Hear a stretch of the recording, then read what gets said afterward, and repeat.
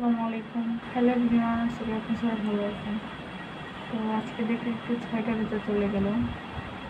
আলহামদুলিল্লাহ 6টা বেজে রাখতে পারছি। ইনশাল্লাহ সবগুলো রাখবো।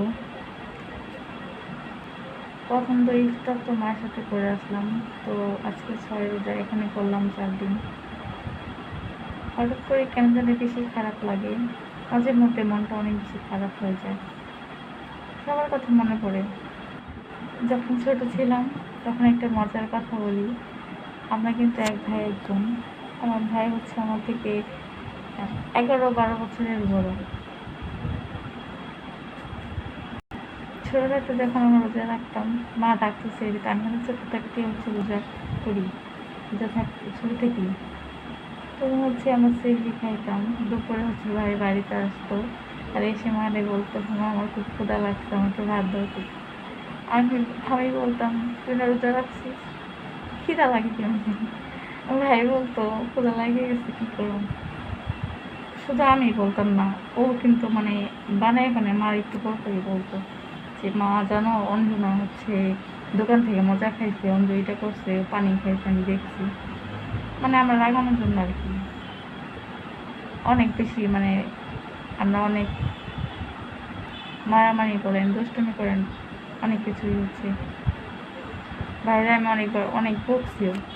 ও আমার থেকে অনেক বড়, কিন্তু ভাই আমার কখনো হচ্ছে একটা বকাও দেয়নি, কোনোদিনও না, একটা মারও না, একটা মায়েরও দেয় আমার গায়ে আর কি। যাই হোক, এই অঞ্জু ডাক্তার আমার নাম কিন্তু আছে, কিন্তু এই অঞ্জু হচ্ছে আমার আব্বা আর আমার ভাই হচ্ছে আমাকে আদর করে ডাকে আর কি অঞ্জু।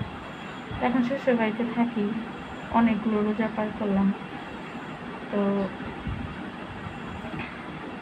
আজকে একটু মনটা অনেক বেশি খারাপ লাগতেছে। আসলে মেয়েদের সব মানে ইফতারি টেবিলে সব থাকলেও মা বাবা ভাই বোন থাকে না একসময়। দেখেন এখন বাড়িতে গেলে মার সাথে ইফতার করি, আব্বা কাজে থাকে, হয়তো মাঝে মধ্যে আসি, ওই যে বাইরে ফোন দিই, বলে অসুস্থ বা একটু কাজে আছি, সমস্যা থাকতে পারে, যাদের সংসার নিয়ে তো সে ব্যস্ত, তাই না? তো অনেক খারাপ লাগে মাঝে মধ্যে যে সবার সাথে একসাথে ইফতার করতে পারি না। আমরা তো ভাই বোন বেশি না, 2জন আমরা। খারাপ লাগে, মাঝে মাঝে ভালো লাগে না আর কি। যাই হোক, সব থেকে বেশি মিস করি হচ্ছে এই ভাইয়ের অঞ্জু ডাক্তার, আব্বা আর ভাই, ওরা হচ্ছে মানে দুজনে হচ্ছে আমি নামটা বেশি ডাকতে হচ্ছে। আজকে এমনিতে একটু খারাপ লাগতেছে, সেই জন্য হচ্ছে আপনাদের সাথে কিছু কথা শেয়ার করলাম। মেয়েদের জীবনটা আসলে অনেক কষ্টের।